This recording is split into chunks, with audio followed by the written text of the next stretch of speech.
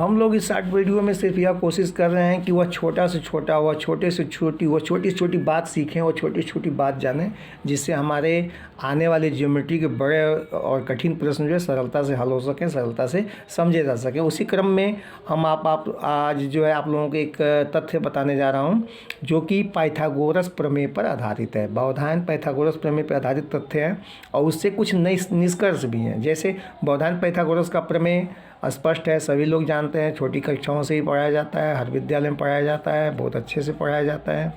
और Pythagoras, Baudhayana Pythagoras का प्रमेय किसी समकोण त्रिभुज के लिए लागू होता है।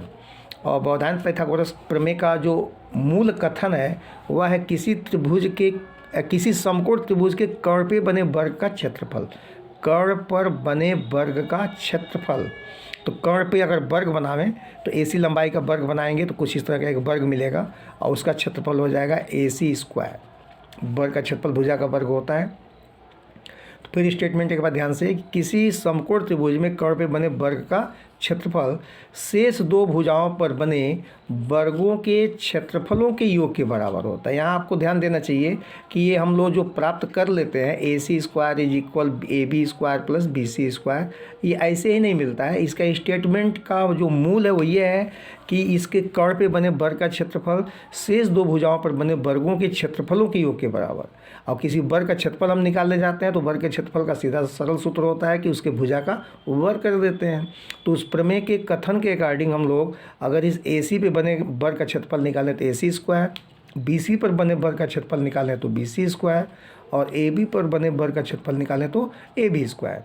और बौधायन पाइथागोरस प्रमेय के अनुसार जो है इसका वर्ग यानी AC का वर्ग जो है इन दो भुजाओं पर बने वर्गों के क्षेत्रफलों के योग अर्थात AB स्क्वायर और BC स्क्वायर के योग के बराबर होता है। यह है थेल्स प्रमेय का सीधा और सरल कथन।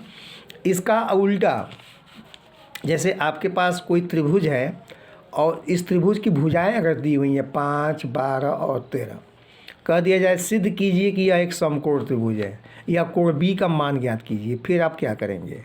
तो यहाँ पे हम लोग थेल्स प्रमेय के विलोम का प्रयोग करते हैं। थेल्स प्रमेय के विलोम का प्रयोग कैसे करते हैं?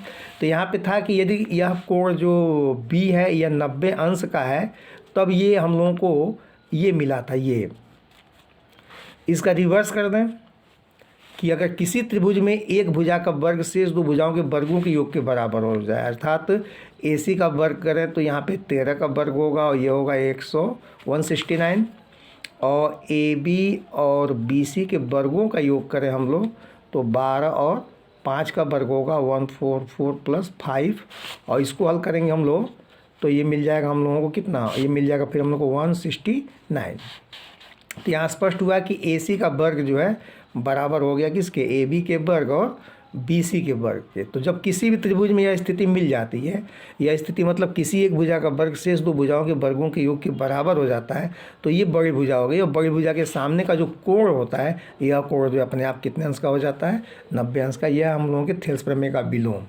लेकिन अगर यहाँ पे एक चीज़ और ध्यान दे लें, इतना अगर वीडियो देख चुके हैं तो आगे आपको एक बहुत शानदार बात है कि अगर एक भुजा के वर्ग का मान जो है शेष दो भुजाओं के वर्गों के योग से बड़ा हो जाए तो क्या होगा, और इस भुजा के वर्ग का मान शेष दो भुजाओं के वर्गों के योग से छोटा हो जाए तो क्या होगा।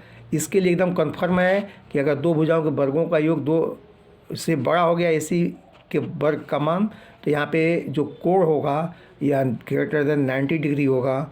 और यहाँ पे अगर AC स्क्वायर का मान शेष दो भुजाओं के वर्गों के योग से छोटा हो गया तो यहाँ पे जो इस AC भुजा के सामने का कोण B होगा ये लेस देन 90 होगा, अर्थात यह न्यून कोण त्रिभुज बनाएगा और ये अधिक कोण त्रिभुज बनाएगा। तो ये समकोण त्रिभुज के लिए, ये अधिक कोण त्रिभुज के लिए, और ये कंडीशन किसके लिए है, न्यून कोण त्रिभुज के लिए। तो ये बहुत ही शानदार और अच्छी बात जो आपको बताया गया है, इसको ध्यान में रखिए, आगे बहुत उपयोगी। Okay, thanks.